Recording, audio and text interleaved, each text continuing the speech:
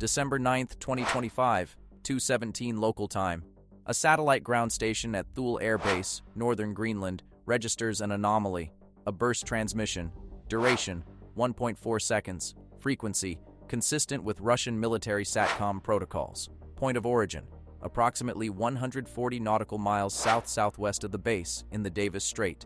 The operator flags it, assigns a preliminary classification, forwards the report through standard channels. It takes 11 minutes for that report to reach the Joint Intelligence Center at RAF Northwood in the United Kingdom. It takes another 6 minutes for an analyst to cross-reference the signal with submarine movement databases. At 2:34, the classification changes. The burst transmission matches the communication profile of a Yasen-M class nuclear-powered cruise missile submarine. Specifically, the emission signature is consistent with K-571 Krasnoyarsk, a submarine that Russian Northern Fleet records placed in the Barents Sea 4 days ago. Krasnoyarsk is not in the Barents Sea. Krasnoyarsk is 140 nautical miles from the most critical ballistic missile early warning radar in the Western Hemisphere. I'm your host at Navy Axis, where we break down the most critical naval operations shaping global power. Today, we're reconstructing an 11-day anti-submarine warfare operation that NATO doesn't want to talk about, and that Russia pretends never happened. Because when a cruise missile submarine positions itself within strike range of the sensor that gives America its first warning of a nuclear attack, the word provocation doesn't begin to cover it. Thule Air Base sits at 76 degrees north latitude on the northwest coast of Greenland. It hosts the upgraded early warning radar, a massive phased array system that scans the polar flight corridor for incoming intercontinental ballistic missiles. If Russia ever launched a first strike over the North Pole, Thule would be the first to see it. The radar provides between 15 and 25 minutes of warning, enough time to launch a retaliatory strike, enough time to ensure mutual destruction. Eliminate Thule, and you blind America for those critical minutes. A Yasen-M class submarine carries 32 caliber cruise missiles with a range of approximately 1,500 nautical miles, or up to 10 P-800 Onyx anti-ship missiles. The caliber variant designated 3M14T is land attack capable. Accuracy, within 3 meters of target. Flight profile, sea skimming at Mach 0.8 with a terminal sprint to Mach 2.9.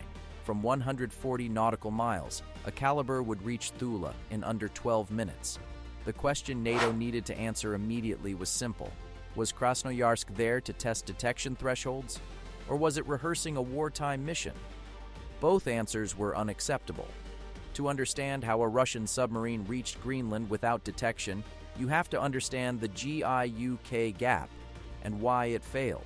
The Greenland-Iceland-United Kingdom Gap is NATO's primary choke point for monitoring Russian submarine transits from the Arctic into the North Atlantic. During the Cold War, the United States operated the SOSUS network, a chain of hydrophone arrays on the ocean floor that could detect Soviet submarines hundreds of miles away. SOSUS was partially decommissioned after 1991. Funding dried up, sensors degraded. By 2020, NATO's persistent underwater surveillance capability in the GIUK Gap had gaps wide enough to sail a submarine through, and Russia knew it. The Yasen-M class was specifically designed to exploit those gaps. Krasnoyarsk displaces 13,800 tons submerged, length 139 meters. It uses a pump jet propulsion system instead of a traditional propeller, dramatically reducing cavitation noise. The hull is coated in anechoic tiles that absorb active sonar pulses. At low speeds, below 6 knots, the Yasen-M produces less noise than the ambient ocean environment. It is, by most Western intelligence assessments, the quietest nuclear submarine Russia has ever built. Krasnoyarsk departed its home port of Severodvinsk on December 2nd. Northern Fleet records, intercepted by Norwegian Signals Intelligence, listed a routine patrol into the Barents Sea, standard Cold War-era cover. Instead, Krasnoyarsk turned west. It hugged the Norwegian continental shelf, where commercial shipping traffic and geological noise masked its acoustic signature. It transited north of Iceland through the Denmark Strait, riding a deep water channel at approximately 400 meters depth where a persistent thermocline layer bent sonar beams away from its hull. 7 days, over 2,000 nautical miles. completely undetected. Norwegian P-3C Orion maritime patrol aircraft had flown 2 sorties over the Norwegian Sea during that period. Neither detected anything. A British Trafalgar-class submarine, HMS Talent, was conducting a patrol east of Iceland. Talent's passive sonar registered no contacts matching a nuclear submarine. The failure wasn't technological, it was doctrinal. NATO's ASW patrol patterns hadn't been updated since 2019. They were optimized for detecting older Akula-class submarines, boats that were 15 to 20 decibels louder than a Yasen-M. Krasnoyarsk transited through the seams between patrol zones, exploiting predictable scheduling. A classified after-action review would later call it the most significant undetected submarine transit since the end of the Cold War. At 3:01 on December 9th, NATO's Allied Maritime Command in Northwood activated Operation Arctic Sentinel. The response was immediate. 2 P-8A Poseidon maritime patrol aircraft from VP-10 Red Lancers, based at Naval Air Station Jacksonville, were diverted from a training exercise in Iceland. A third P-8A from the Norwegian 333 Squadron launched from Andoya Air Station. The Royal Air Force scrambled a 4th Poseidon from RAF Lossiemouth in Scotland.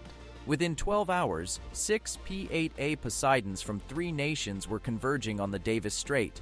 Simultaneously, the Royal Navy ordered HMS Astute, an Astute-class nuclear attack submarine operating in the Norwegian Sea, to proceed at maximum speed toward a patrol box east of Greenland.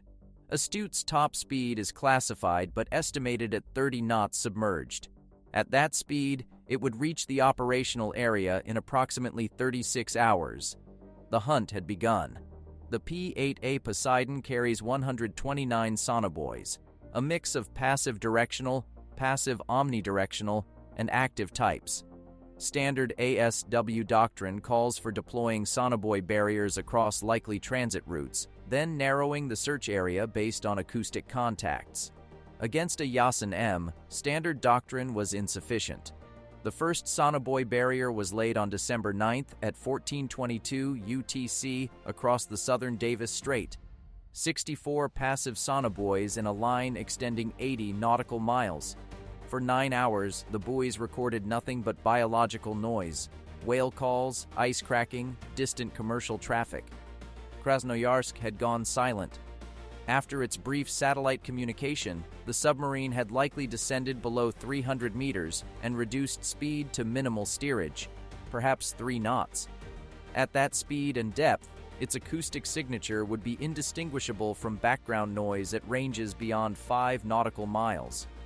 The P-8 crews faced a mathematical problem. The Davis Strait is roughly 200 nautical miles wide at the latitude where the transmission was detected. A submarine moving at 3 knots covers 72 nautical miles per day. Within 24 hours of the last known position, Krasnoyarsk could be anywhere within an area of approximately 16,000 square nautical miles. 129 sonobuoys per aircraft. 6 aircraft. Approximately 774 sonobuoys total, covering 16,000 square nautical miles. The math didn't work. On December 10th, NATO implemented a tactic that had never been used operationally before. The 6 P-8As established overlapping sonobuoy barriers in a grid pattern, with data from every buoy fed simultaneously into a classified Link 22 network. Instead of each aircraft processing its own sonobuoy data independently, all acoustic information was fused at a central node aboard a U.S. Navy EP-3E Ares 2 signals intelligence aircraft orbiting at 25,000 feet. The concept was called cooperative multistatic ASW. Individual sonobuoys might not detect the Yasen-M, but by correlating faint signals across dozens of buoys simultaneously, using time delay analysis and frequency matching, the system could potentially identify a coherent contact buried in the noise floor. It required enormous processing power and precise synchronization. The Link 22 network operated at a data rate that pushed the system to its maximum throughput. For 3 days, the grid detected nothing definitive. Dozens of false contacts, biological, geological, commercial, each had to be investigated and eliminated. The P-8 crews were flying 10-hour missions, cycling between Thule and the patrol area, landing only to refuel and reload sonobuoys. By December 12th, NATO had expended over 400 sonobuoys. Supply aircraft were flying replacements from Sigonella, Italy, and Jacksonville, Florida. The operation was burning through resources at an unsustainable rate, and Krasnoyarsk was still invisible. Comment Hunter if you think NATO's cooperative ASW tactic was the right approach, or Ghost if you believe the Yasen-M was simply too quiet to find this way. On December 13th, the search strategy changed. Instead of trying to find Krasnoyarsk in open water, NATO analysts focused on where it had to go. A Yasen-M submarine operating this far from home port has constraints. It needs to communicate periodically. Moscow demands position reports. It needs to maintain a patrol track that fulfills its mission parameters. And eventually, it needs to transit back through the GIUK Gap to return home. Between Greenland and Iceland lies the Denmark Strait, a relatively shallow passage where the ocean floor rises to approximately 600 meters. East of that lies the Iceland-Faroe Ridge, even shallower. In deep water, a Yasen-M can exploit thermal layers to hide. In shallow water, those layers compress. The acoustic environment changes fundamentally. Sound channels that shield a submarine at 400 meters simply don't exist when the bottom is at 600 meters. The submarine is forced closer to the surface, closer to the sonobuoys, and closer to detection. NATO placed its bet. 3 P-8As were repositioned to establish a dense sonobuoy barrier across the Denmark Strait. HMS Astute, now on station, was directed to patrol a box at the eastern end of the strait. The trap was set. Now they waited. December 14th, 15th, nothing. December 16th, 2147 UTC. A passive sonobuoy designated Bravo 73, positioned at 66.2 degrees north latitude, 28.1 degrees west longitude, detected a transient acoustic event. Duration, 0.3 seconds. Frequency, 47 Hz, consistent with a pump jet propulsion system at low RPM. The signal vanished immediately, a single detection on a single buoy lasting less than a third of a second. Under normal procedures, it would have been logged and likely dismissed.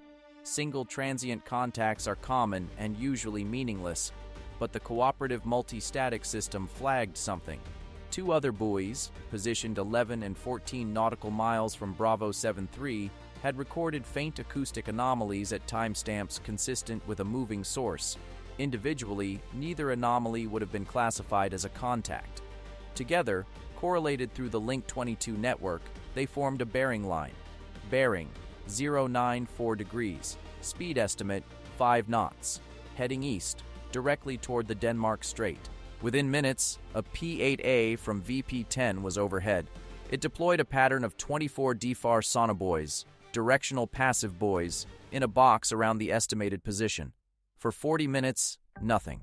The crew was preparing to classify it as a false contact. Then, buoy Delta 12 registered a tonal, continuous, low frequency, bearing stable, a machinery tonal, the acoustic fingerprint of a reactor coolant pump. Classification, submarine. Confidence, high. Nationality assessment, Russian. Contact designation, Goblin. Goblin was moving at 5 knots on a heading of 094. Tracking directly toward the narrowest section of the Denmark Strait. At that speed, it would reach the shallow ridge in approximately 14 hours. NATO had a decision to make, and it had to make it fast. The tactical dilemma was this: reveal that Krasnoyarsk had been found, or shadow it silently and gather intelligence. Revealing the detection, through active sonar or a close-range flyover, would send an unmistakable message to Moscow. We found your submarine. Your stealth failed. The intelligence value would be 0, but the deterrent value would be significant. Shadowing it, maintaining passive contact without the submarine knowing, would allow NATO to study the Yasen-M's acoustic signature in unprecedented detail. Every tonal, every transient, every speed change would be recorded. That data would be invaluable for future ASW operations. But shadowing carried risk. If contact was lost again in the Denmark Strait, Krasnoyarsk could potentially double back into the Atlantic undetected. It could reposition near Thule or move toward other strategic targets along the U.S. East Coast. The decision went to Seychelles, Supreme Allied Commander Europe, at 23:15 on December 16th. Sources familiar with the deliberation described it as brief. The order: shadow, maintain passive contact, do not reveal detection, gather maximum intelligence. HMS Astute was vectored to an intercept position east of the Denmark Strait. The submarine was ordered to maintain ultra-quiet protocols, no active sonar, minimal speed, maximum passive listening. If Krasnoyarsk attempted to break contact and reverse course, Astute would be positioned to reacquire. 3 P-8As maintained continuous overhead coverage in rotating shifts. Every sonobuoy drop was carefully calculated to avoid alerting Krasnoyarsk's own sonar systems. A Yasen-M carries the MGK 600 Irtish Amphora sonar suite, one of the most capable Russian systems. It can detect sonobuoy splashes at significant ranges. The crews dropped buoys during periods of high ambient noise, wave action, distant shipping, ice movement, to mask the splashes. For 3 days, NATO shadowed Goblin through the Denmark Strait. The data collected was extraordinary. Analysts identified 7 distinct machinery tonals associated with Krasnoyarsk's reactor and propulsion systems. They mapped the submarine's acoustic signature across multiple speeds, from 3 knots to 8 knots. They recorded how the anechoic coating performed at different depths and water temperatures. According to after-action assessments, the intelligence gathered during those 72 hours was the most detailed acoustic profile of a Yasen-M class submarine ever obtained by Western forces. On December 19th at 6:30, Krasnoyarsk reached the shallowest section of the Denmark Strait Ridge. Depth beneath keel, approximately 200 meters. The submarine was forced to rise to 150 meters. At that depth, in that acoustic environment, Goblin's signal strength increased dramatically. Every P-8 sonobuoy within 30 nautical miles held solid contact, and then Krasnoyarsk did something unexpected. At 6:48, the submarine increased speed to 12 knots, then 15, then 18. It was sprinting, running east at maximum quiet speed, trying to clear the shallow water and reach the deep Norwegian basin as quickly as possible. The sprint was tactically sound, minimized time in the vulnerable shallow zone, but it generated noise, significant noise. For the first time in the entire operation, Krasnoyarsk was loud enough for a single sonobuoy to classify at ranges exceeding 40 nautical miles. HMS Astute, positioned 60 nautical miles east of the ridge, detected the sprint on passive sonar at 7:02. The British submarine's own sonar operators had Krasnoyarsk's acoustic profile loaded from the real-time Link 22 feed. Recognition was instantaneous. 2 NATO submarines and 3 aircraft now held contact on Krasnoyarsk simultaneously. The Russian submarine reached deep water east of the ridge at approximately 8:15. It immediately reduced speed to 4 knots and descended to 350 meters, attempting to disappear again into the thermal layers of the Norwegian basin. NATO let it go. The order came from Northwood at 8:40. Cease active pursuit. Maintain long-range monitoring only. Allow Krasnoyarsk to return to the Barents Sea. The decision was deliberate. NATO had the intelligence it needed. Continued pursuit risked a dangerous underwater confrontation. 2 nuclear submarines in close proximity, neither willing to surface first. The risk of miscalculation was unacceptable. Krasnoyarsk transited east through the Norwegian Sea over the following 4 days. Norwegian P-3C aircraft tracked it intermittently.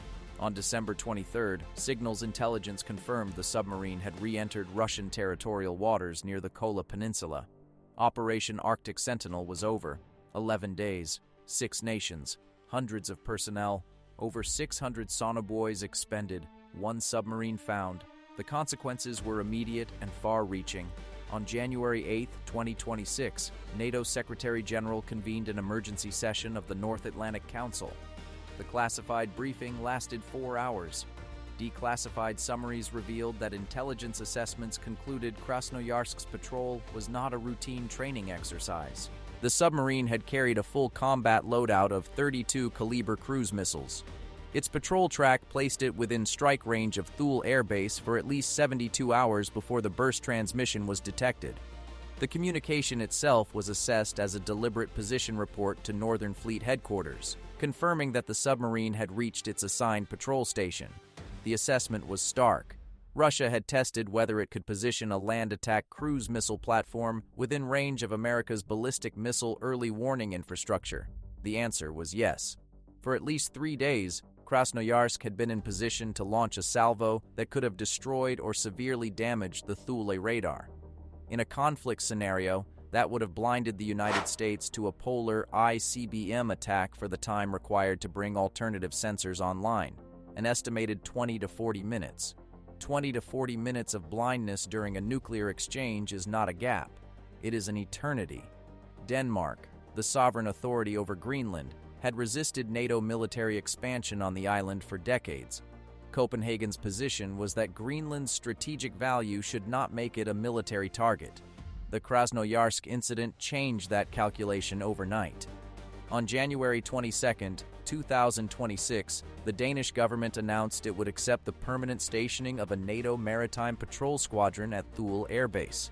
4 P-8A Poseidons, 2 American, 1 Norwegian, 1 British, would maintain continuous ASW coverage of the Davis Strait and Baffin Bay. The deployment was scheduled to begin in March 2026. Denmark also approved the installation of a new seabed sonar array across the Davis Strait, the first permanent underwater surveillance system in that waterway since the Cold War. Moscow's response was predictable. The Russian Foreign Ministry declared the deployment a provocative escalation of NATO military infrastructure toward Russia's borders. The Russian Navy announced a doubling of submarine patrols in the Arctic beginning in 2026. Subscribe if you want to see how the Arctic submarine competition unfolds in the months ahead. The deeper consequence was doctrinal. NATO's ASW strategy had been built around reactive response: detect a submarine, then hunt it. Arctic Sentinel proved that against a Yasen-M, reactive response was too slow. By the time Krasnoyarsk was detected, it had already been in strike position for days. The new doctrine, approved at the North Atlantic Council session in January, called for persistent forward ASW presence in 4 key choke points: the GIUK Gap, the Denmark Strait, the Davis Strait, and the Bear Island corridor north of Norway. Continuous coverage, no gaps, no predictable patrol schedules. The cost was estimated at 2.3 billion euros annually. Several NATO members balked at the expense.